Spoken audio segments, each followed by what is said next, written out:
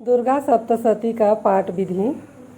साधक स्नान करके पवित्र हो आसन शुद्धि की क्रिया संपन्न करके शुद्ध आसन पर बैठें।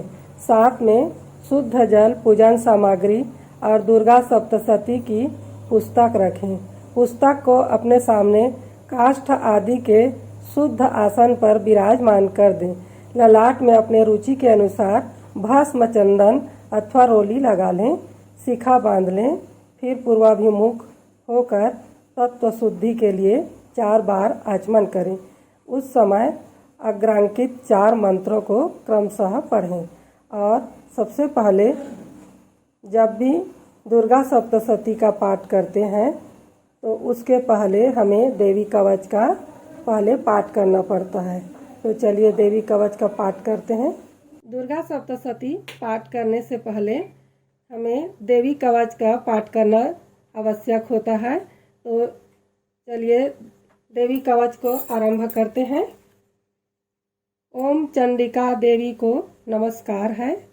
मार्कंडेय जी ने कहा, पितामह, जो इस समय संसार में परम गोपनीय तथा मनुष्यों की सब प्रकार से रक्षा करने वाला है और जो अब तक आपने दूसरे किसी के सामने प्रकट नहीं किया हो, ऐसा कोई साधन मुझे बताइए।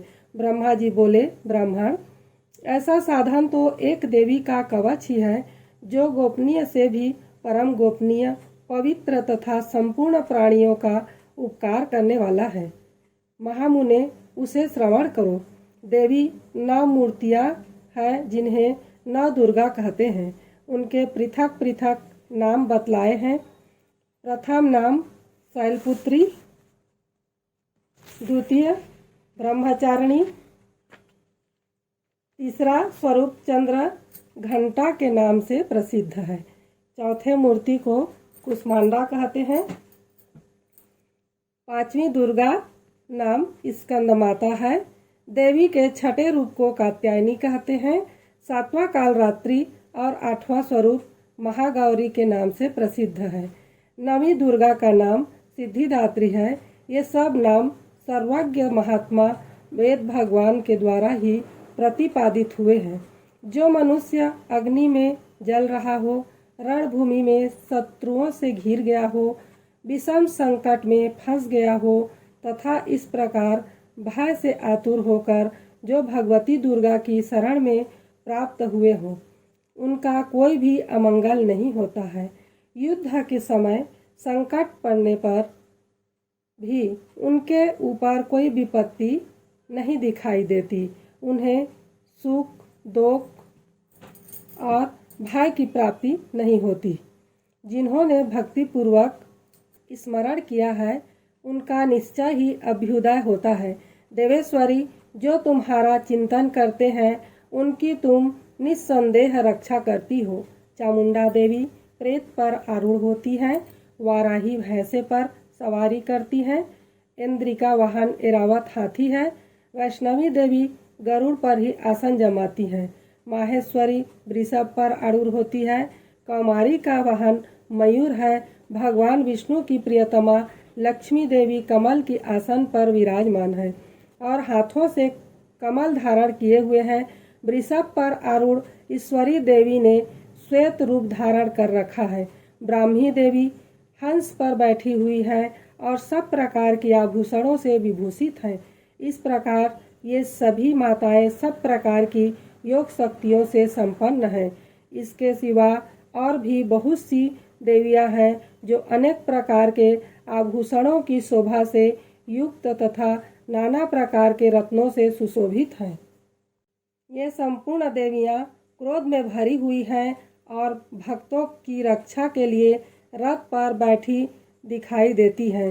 ये शंख, चक्र, गदा, शक्ति, हल और मूसल, खेटक और तोमर, परशु तथा पास, कुंत और त्रिशूल एवं उत्तम शंख, धनुष आदि अस्त्र शस्त्र अपने हाथों में धारण करती हैं।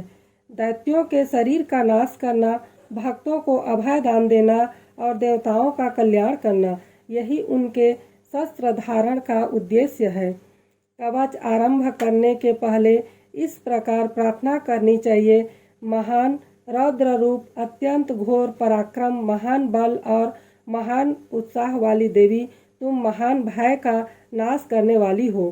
तुम्हें नमस्कार है। तुम्हारी ओर देखना भी कठिन है। शत्रुओं का भय बढ़ाने वाली जगदम्बिके, मेरी रक्षा करो। पूर्व दिशा में इंद्र शक्ति मेरी रक्षा करें। अग्निकोण में अग्नि शक्ति, दक्षिण दिशा में वाराही तथा नैऋत्य कोण में खड्ग धारणी मेरी रक्षा करें। पश्चिम दिशा में वारुणी और वायव्य कोण में मृग पर सवारी करने वाली देवी मेरी रक्षा करें।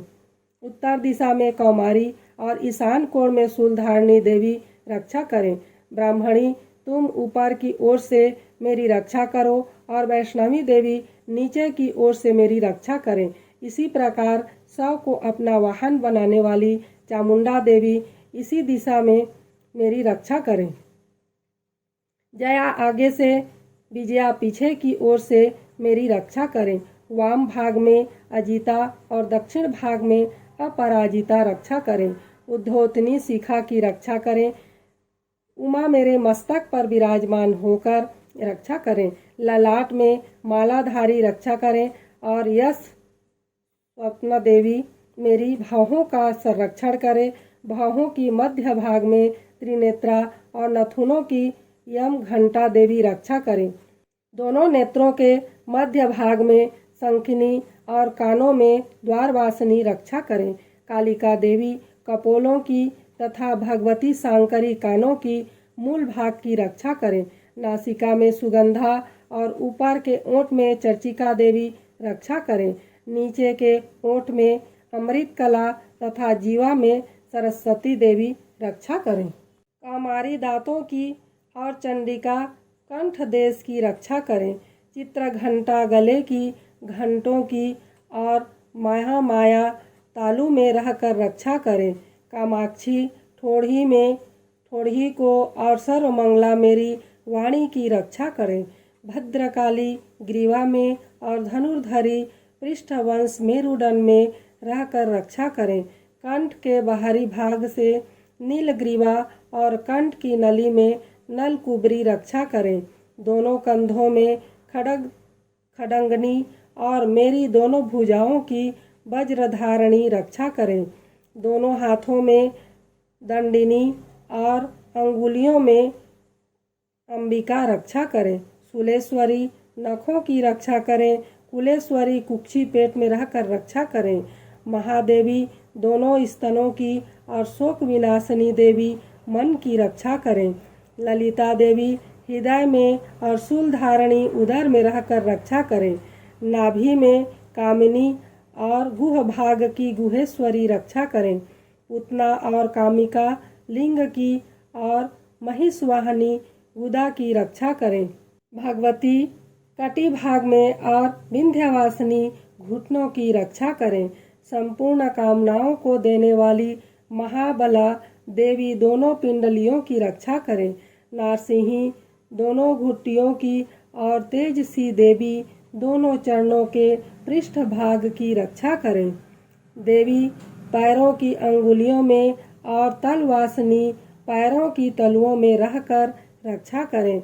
अपनी दाढ़ों के कारण भयंकर दिखाई देने वाली दृष्टा कराली देवी नखों की और ऊर्ध्व केसनी देवी केशों की रक्षा करें। रोम वालियों के छिद्रों में कावेरी और त्वचा की वागेश्वरी देवी रक्षा करें। पार्वती देवी रक्त, मज्जा, वसा, मांस, हड्डी और मेद की रक्षा करें। आंतों की कालरात्रि और पित्त की मुकेटेश्वरी रक्षा करें। मूलाधार आदि कमल केशों में पद्मा देवी और कफ में चूड़ामणि देवी स्थित होकर रक्षा करें। नख के तेज की ज्वालामुखी रक्षा करें, जिसका किसी भी अस्त्र से भेदन नहीं हो सकता। वह अभेद्या देवी शरीर की समस्त संधियों में रहकर रक्षा करें। ब्राह्मणी, आप मेरी वीर्य की रक्षा करें। छत्रेश्वरी छाया की तथा धर्म धारणी देवी मेरी अहंकार, मन और बुद्धि की रक्षा करें। हाथ में वज्र धारण करने वाली वज्रहस्ता देवी मेरे प्राण अपान, व्यान, उदान और समान वायु को रक्षा करें। कल्याण से शोभित होने वाली भगवती कल्याण शोभना मेरे प्राण की रक्षा करें।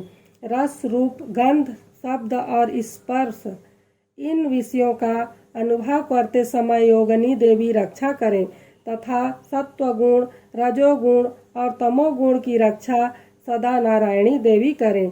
वाराही आयु की रक्षा करें, वैष्णवी धर्म की रक्षा करें तथा चक्रिणी चक्र धारण करने वाली देवी यश, कीर्ति, लक्ष्मी, धन तथा विद्या की रक्षा करें।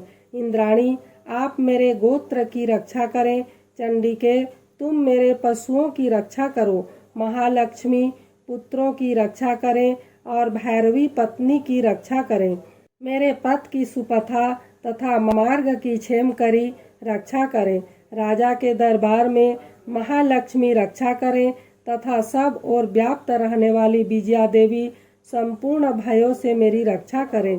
देवी जो स्थान कवच में नहीं कहा गया है अतएव रक्षा रहित है, वह सब तुम्हारे द्वारा सुरक्षित हो, क्योंकि तुम विजयशालिनी और पाप नाशनी हो।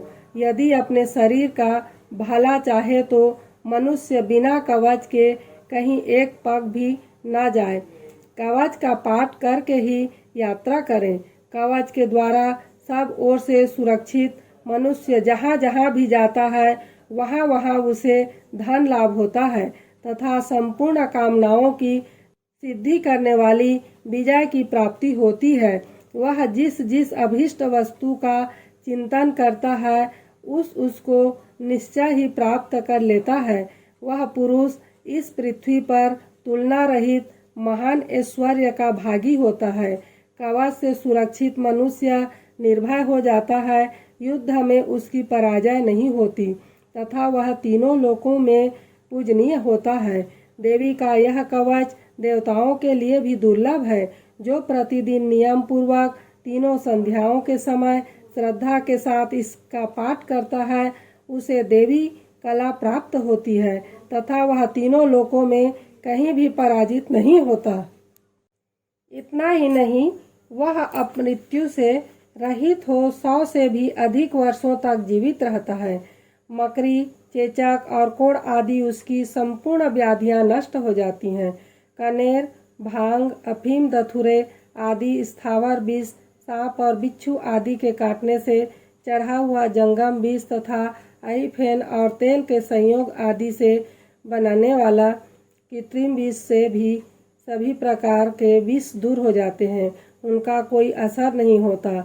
इस पृथ्वी पर मारण, मोहन आदि जितने भी अभिचारिक प्रयोग होते हैं तथा इस प्रकार के जितने मंत्र यंत्र होते हैं वे सब इस कवच को हृदय में धारण कर लेने पर उस मनुष्य को देखते ही नष्ट हो जाते हैं। ये ही नहीं, पृथ्वी पर विचरने वाले ग्राम देवता, आकाशचारी देव, विशेष जल के संबंध से प्रकट होने वाले गण, उपदेश मात्र से सिद्धि होने वाले निम्न कोटि के देवता, उन्हें जन्म के साथ प्रकट होने वाले देवता, कुल देवता, माला, कंठमाला आदि, डाकनी, साकनी, अंतरिक्ष में विचरने वाली अत्यंत बलवती भयानक डाकनियाँ, ग्रह, भूत, पिशाच, यक्ष, गंधर्व, राक्षस, ब्रह्म राक्षस, बेताल, कुष्मान और भैरव आदि अनिष्टकारक देवता भी हृदय में कवच धारण किए रहने पर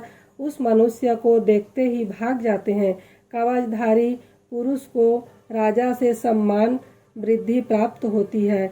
यह कवच मनुष्य के तेज की वृद्धि करने वाला और परम उत्तम है।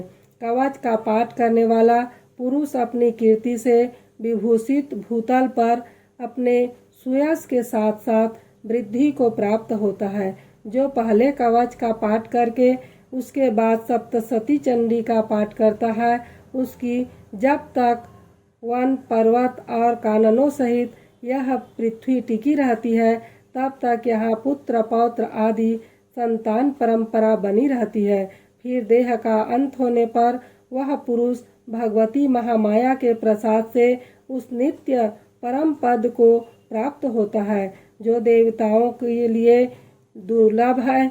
वह सुंदर दिव्य रूप धारण करता और कल्याणमय शव के साथ आनंद का भागी होता है। इति देव्याम कवचम संपूर्णम। देवी कवच संपूर्ण हुआ।